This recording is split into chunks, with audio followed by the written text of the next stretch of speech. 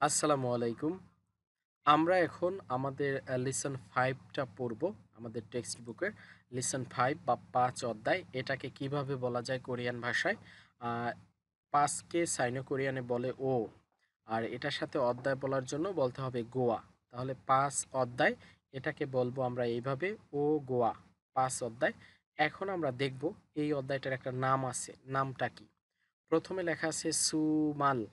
জিউত শব্দের শুরুতে থাকলে সু হবে, সুতরাং এটার উচ্চারণ হবে সুমাল। সুমাল মানে সাপ্তাহিক ছুটি। এরপর লেখা আছে সাল। এখানেও শব্দের শুরুতে জিউত আছে, সুতরাং স ধরতে হবে, আর রিয়েল নিচে থাকলে তো ল হয় সাল। সুমাল সাপ্তাহিক ছুটি সাল। সাল মানে ভালো, তার মানে ভালোভাবে সাপ্তাহিক ছুটি ভালোভাবে। ফোনেসেইয়ো বিউপ শব্দের শুরুতে আসলে ফ হবে, তাহলে উচ্চারণ হবে ফোনেসেইয়ো। ফোনেসেও মানে হচ্ছে কাটানো। সুমাল সাপ্তাহিক ছুটি সাল ভালোভাবে ফোনেসেও কাটান। সাপ্তাহিক ছুটি ভালোভাবে কাটান। এই যে আমি রিডিং পড়তেছি, আপনি যদি বর্ণগুলো এবং ওই যে বর্ণ যুক্ত করার টেবিলগুলো ওইগুলো ভালো করে শেষ করে থাকেন, তাহলে আপনিও আমার মতো এইভাবে দেখে দেখে পড়তে পারবেন, বা আমি যে বলতেছি এটা আপনি বুঝবেন। বাট আপনি যদি বর্ণ, তারপর বর্ণ যুক্তকরণ ওইগুলো ফাঁকি দিয়ে আসেন, তাহলে কিন্তু আপনার এগুলো বুঝতে অনেক কষ্ট হবে এবং আপনার কাছে অনেক কঠিন মনে হবে। আসলে কোরিয়ান ভাষা মোটেও কঠিন না। তো যেটা বলতেছিলাম, অধ্যায়টার নাম হচ্ছে সুমাল সাপ্তাহিক ছুটি সাল ভালোভাবে ফোনেসেও কাটান। সাপ্তাহিক ছুটি ভালোভাবে কাটান। এখানে আসলে অনুবাদ অনেকটা হেরফের করা আছে, বা ট্রান্সলেট করতে গেলে তো অ্যাকচুয়ালি সরাসরি ট্রান্সলেট করা যায় না। তাহলে সেন্টেন্স ঠিক থাকে না। ট্রান্সলেটের সময় কিছু যোজন বিয়োজন করতে হয়। তো আপনারা যেটা করবেন, আমি যেভাবে বলবো ওইভাবে পড়বেন, কেমন? তাহলেই হবে। তো চলুন শুরু করি। এই অধ্যায়ে বেশ কিছু ছোট ছোট ডায়লগ আছে। দেখেন, এই ব্যক্তি ওনাকে বলতেছে আন্নিয়ং হি, অর্থ হচ্ছে ভালোভাবে। সুমু সেও, জিউত শব্দের শুরুতে আসলে স হবে। সুমু সেও ঘুমান। আন্নিয়ং হি ভালোভাবে, সুমুসেও ঘুমান, ভালোভাবে ঘুমান, তার মানে এটা দ্বারা বোঝাচ্ছে গুড নাইট বা শুভরাত্রি। এখন উনি কি বলতেছে দেখেন, উনি বলতেছে সাল, এটার অর্থ ভালো। জিউত শব্দের শুরুতে আসলে স হবে। সাল ভালোভাবে সাইও। সাইও, এখানেও জিউত শব্দের শুরুতে আসছে, এই জন্য স পড়বো আমরা। সাইও, এই সাইও মানে ঘুমাও। সাল ভালোভাবে সাইও ঘুমাও, ভালোভাবে ঘুমাও, তার মানে এটা দিয়েও বোঝায় শুভরাত্রি বা গুড নাইট। তো উনি বলছে আন্নিয়ংহি সুমুসেও, ভালোভাবে ঘুমান, মানে আপনি করে বলছে, হ্যাঁ, যেহেতু উনি সিনিয়র। আর উনি যেহেতু সিনিয়র, জুনিয়রের সাথে কথা বলতেছে, এই জন্য বলছে সাল সাইও, ভালোভাবে ঘুমাও। দুইটাই good night good night, but জুনিয়ররা এটা বলবে সিনিয়রদের, সিনিয়র যারা থাকবে তাদেরকে, এবং যারা সিনিয়র তারা এটা বলবে জুনিয়র যারা থাকবে তাদেরকে। এরপরে দেখেন, এরপরে আবার কি আছে, আন্নিয়ং হি ভালোভাবে, সুমু শিয়সয়।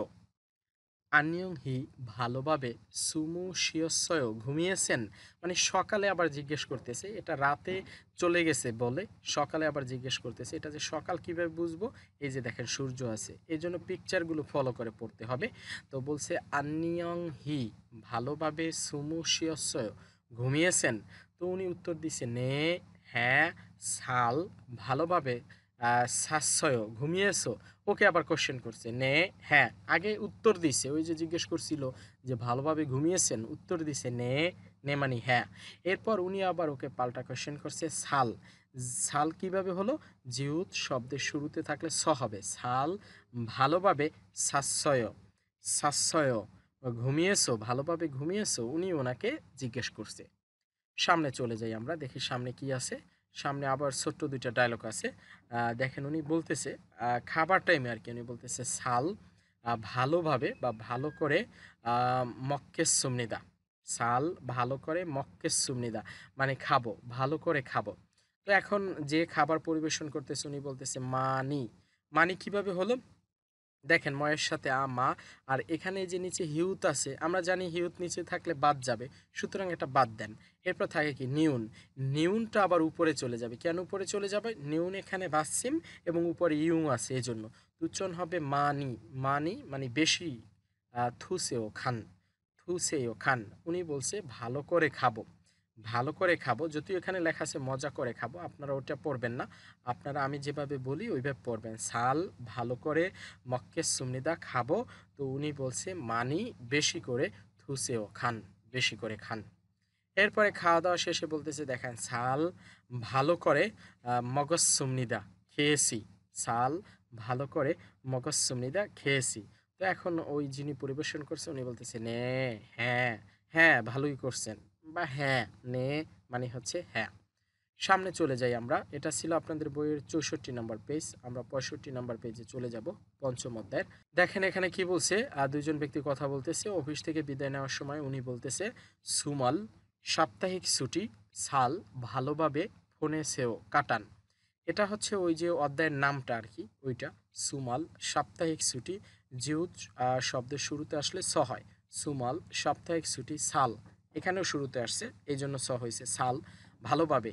আবার বিউপ শব্দের শুরুতে আসলে ওটা ফ হবে, ফোনে সেও কাটান, সাপ্তাহিক ছুটি ভালোভাবে কাটান। উনি উত্তর দিছে নে, হ্যাঁ, সুমাল সাপ্তাহিক ছুটি সাল ভালোভাবে ফোনে সেও কাটান, মানে উনি বুঝাচ্ছে হ্যাঁ আপনিও সাপ্তাহিক ছুটি ভালোভাবে কাটান।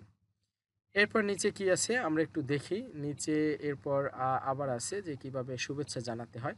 দেখেন এটার উচ্চারণ হবে সুখা হামনিদা, সুখা হামনিদা, কনগ্রাচুলেশন বা অভিনন্দন, সুখা হামনিদা অভিনন্দন। আমরা জানি কেউ যদি আমাদেরকে অভিনন্দন জানায় তখন আমরা তাকে ধন্যবাদ জানাবো, তো এখানে বলছে খামসা হামনিদা, গিয়ক শব্দের শুরুতে আসলে খ হবে, আর এখানে এই বিউপের পর নিউন থাকার কারণে বিউপটা ম হবে, তাহলে উচ্চারণ হবে খাম সা হামনিদা, মানে হচ্ছে ধন্যবাদ।